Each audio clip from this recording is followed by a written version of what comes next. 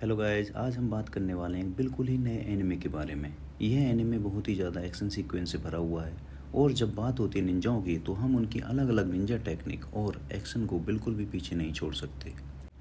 सोचो अगर इसमें निंजा हो और उसके साथ साथ टेक्नोलॉजी का तड़का लगा दिया जाए तो कितना मज़ा आएगा। ऐसा ही आज का हमारा एनिमे है जिसका नाम है निंजा कामुई। तो आइए शुरू करते हैं। पहले एपिसोड की शुरुआत एक आदमी से होती है। यह आदमी कुछ लोगों से बचकर भाग रहा होता है, पर शहर की एक सुनसान जगह पर बहुत सारे लोग इस आदमी को घेर लेते हैं। उन लोगों को देखकर यह आदमी कहता है, इन लोगों ने मुझे कैसे पहचान लिया। आगे हमें पता चलता है जो लोग उस आदमी का पीछा कर रहे थे वो सब के सब निंजा होते हैं। इसके बाद सभी निंजा उस आदमी पर हमला करना शुरू कर देते हैं और वो आदमी भी बहुत ही बहादुरी से उनसे लड़ता है। तो हमें पता चलता है कि वो भागने वाला आदमी भी निंजा है। वो आदमी खुद को बचाने की कोशिश करता है, लेकिन इतने सारे निंजाओं से बच पाना सबके बस की बात नहीं है। आगे निंजाओं का लीडर उस आदमी के गले में एक डिवाइस लगाकर उसको बिल्डिंग से फेंक देता है, जिससे उस आदमी का सर कट जाता है। इसके बाद निंजा एक दूसरी डिवाइस से उस आदमी को वेरीफाई करता है, तो हमें पता चलता है कि उस आदमी की शक्ल कुछ और ही दिखाई देती है। ऐसा लगता है जैसे आदमी ने खुद की अपनी असली शक्ल पर कोई मास्क लगा रखा। अगले सीन में हमें एक आदमी दिखाया जाता है जो अपनी फैमिली के साथ सुकून से शहर के बाहर रह रहा होता है। इस आदमी की फैमिली में उसकी वाइफ और एक छोटा बच्चा होता है और ये तीनों लोग बड़े ही प्यार से एक साथ रह रहे होते हैं। इसके बाद सीन चेंज होता है। आदमी की वाइफ टीवी पर न्यूज़ देखती है। इस न्यूज़ में उसी आदमी के बारे में बताया जा रहा है जिनकी निंजाओं ने हत्या कर दी थी। यह देखकर उसकी बीवी थोड़ी परेशान हो जाती है और अपने पति से कहती है, कहीं उन लोगों का काम तो नहीं। तभी उनका बच्चा बीच में आ जाता है, जिसकी वजह से बात वहीं ख़त्म हो जाती है और आदमी अपने बच्चे को लेकर उसे सुलाने के लिए चला जाता है। आगे हम देखते हैं आदमी ने अपने घर के चारों ओर सीसीटीवी कैमरे लगा रखे हैं, जिससे वह पूरे घर की निगरानी रख सके। बच्चे को सुलाने के बाद वो आदमी फिर से अपनी वाइफ के पास आता है। उसकी वाइफ कहती है, जिस तरह से वो आदमी मारा गया है मुझे तो लग रहा है कि वही लोग हैं। वो लोग उस आदमी के बारे में कुछ नहीं जानते थे, बस उन्होंने उसकी जान पहचान वाले लोगों से थोड़ी बातचीत की थी। इतने में उन्होंने उसकी असली पहचान का पता लगा लिया था। यह हमारे लिए चिंता की बात है। ये सुनकर आदमी कहता है, तुम चिंता मत करो, हमें कोई भी नहीं पहचान पाएगा। इसके बाद उसकी वाइफ कहती है, कहीं यह किसी रीपर का काम तो नहीं। इस पर आदमी कहता है, नहीं नहीं, रीपर हमेशा अकेले ही शिकार करता है। इसके बाद आदमी अपनी वाइफ से कहता है, तुम चिंता मत करो, सब कुछ अच्छा ही होगा। फिर हम देखते हैं कि ये लोग शॉपिंग मॉल जाते हैं। वहाँ से लौटते समय अपने फिंगरप्रिंट्स मिटा देते हैं, जिससे कोई भी व्यक्ति उनको ढूंढ ना सके। वो आदमी अपने परिवार के साथ बहुत ही प्यार से रह रहा होता है। दूसरी तरफ निंजा के लोग ढूंढ ढूंढ कर लोगों को मार रहे हैं और उन्होंने अब तक 4 लोगों को मार दिया होता है। अगले सीन में हम देखते हैं कि उस आदमी के लड़के का बर्थडे होता है। वो आदमी और उसकी वाइफ बड़े ही खुशी से अपने लड़के का बर्थडे मनाते हैं। उसके बाद सभी लोग सोने के लिए चल जाते हैं। सोते हुए अचानक से आदमी की नींद खुल जाती है और वह अपने बेड से उठकर जाने लगता है। अपने पति को उठता हुआ देखकर उसकी वाइफ भी उठ जाती है। वो आदमी अपनी वाइफ को कमरे में रहने के लिए कहता है और खुद नीचे चला जाता है। जैसे ही वो आदमी नीचे पहुंचता है, बहुत सारे निंजा आकर उस पर हमला कर देते हैं। वो आदमी बड़ी फुर्ती से सभी निंजाओं से लड़ रहा होता है। तभी उसे अपने बच्चे की आवाज़ सुनाई देती है, जिसके बाद वो आदमी निंजाओं को मारते हुए अपने बच्चे के कमरे की तरफ जाने लगता है। इसी दौरान एक निंजा जहरीले कांटे उसके गले पर फेंक देता है, जिसकी वजह से वो आदमी सीढ़ियों पर ही गिर जाता है। बीच में हमें एक सीन दिखाया जाता है, उसमें उस आदमी के घर के बाहर एक और आदमी कार में बैठा होता है। धीरे धीरे कांटों का जहर आदमी के अंदर फैलना चालू हो जाता है। फिर भी यह आदमी घिसड़ते हुए अपने बच्चे के रूम की तरफ जाने लगता है। यह आदमी देखता है कि उसकी आंखों के सामने उसकी वाइफ और बच्चे ज़मीन पर पड़े हुए हैं और उनकी बॉडी से बहुत ज़्यादा खून बह रहा है। निंजाओं का लीडर उस आदमी से कहता है, तुम्हारी पत्नी ने अपने बच्चे को बचाने की पूरी कोशिश की थी। ऐसा बोलकर वह आदमी की वाइफ की गर्दन में तलवार घुसा देता है। तभी एक निंजा पीछे से आकर आदमी की पीठ पर चाकू मार देता है। अपनी वाइफ और बच्चे को मरता हुआ देखकर आदमी बहुत ही ज़्यादा टूट जाता है और उसकी आंखों से आंसू बह रहे होते हैं। इसके बाद वह आदमी भी ज़मीन पर गिर जाता है और उसकी सांसें भी रुक जाती हैं।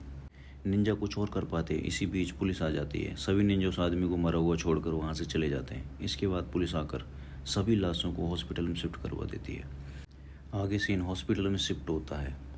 एक मोर्चरी में उस आदमी की लाश पड़ी होती है। तभी उस आदमी को होश आ जाता है और होश में आते ही आदमी उल्टियाँ करना शुरू कर देता है, पर थोड़ी देर बाद फिर से बेहोश हो जाता है। अगले सीन में हॉस्पिटल का स्टाफ उस आदमी का इलाज करना शुरू कर देते हैं। हमें इस आदमी का नाम लोगन बताया जाता है। जैसे ही लोगन को होश आता है, वह अपने बीवी और बच्चों को याद करने लगता है और डॉक्टर उसे बताता है कि उसकी वाइफ और बच्चे की मौत हो गई है। यह सुनकर लोगन रोने लगता है। थोड़ी देर में वहाँ पर 2 FBI एजेंट आ जाते हैं। उनमें से एक लड़की होती है जिसका नाम एमा होता है। और एक आदमी होता है जिसका नाम माइक मॉरिस होता है। ये दोनों लोगन से पूछते हैं, क्या तुम उन लोगों को जानते हो जिन्होंने तुम्हारे परिवार पर हमला किया था। इस पर लोगन उन्हें कुछ भी जवाब नहीं देता और गुस्से की वजह से अपनी बेड शीट को पकड़ लेता है। यह देखकर माइक लोगन से कहता है, ठीक है, मैं यहाँ पर अपना कार्ड रख देता हूँ, अगर तुम्हें लगे कि तुम मुझे कॉल कर सकते हो। ऐसा कहकर दोनों FBI एजेंट वहाँ से चले जाते हैं।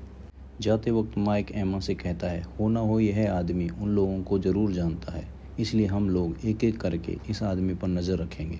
अगले सीन में लोगन व्हील चेयर पर हॉस्पिटल की छत पर बैठा हुआ होता है और एमा छुपकर उस पर नज़र रखी होती है। हमें एक छोटा सा फ्लैशबैक दिखाया जाता है जहाँ पर लोगन व्हील चेयर पर अपने बीवी बच्चे की लाश को देखने के लिए जाता है, पर रूम में घुसने से पहले ही लोगन को बहुत ही ज़्यादा गुस्सा आता है और वह अपने हाथ से एक कील निकालता है और दूसरे हाथ पर ज़ोर ज़ोर से मारने लगता है।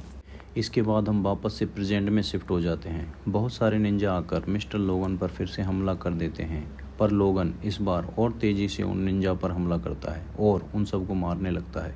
एक सीन में मिस्टर लोगन एक निंजा टेक्निक यूज़ करते हैं जिसमें उसके मुंह से काला धुआं निकलता है और उस धुएं में पूरी बॉडी गायब हो जाती है।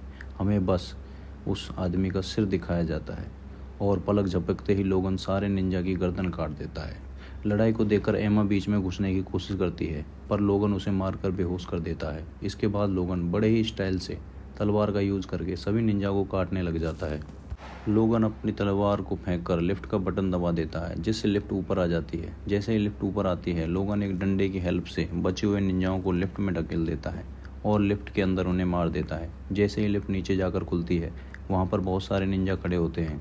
आगे हम देखते हैं कि माइक भी वहाँ पर पहुँच जाता है।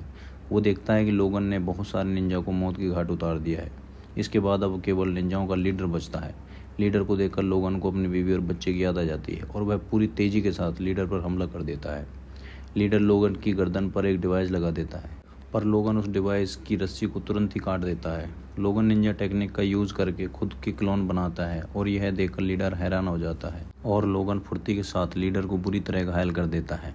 लोगन लीडर से पूछता है, आखिर तुम्हें कैसे पता चला कि यह मैं ही हूँ और तुम्हें मेरे बारे में जानकारी कैसे मिली।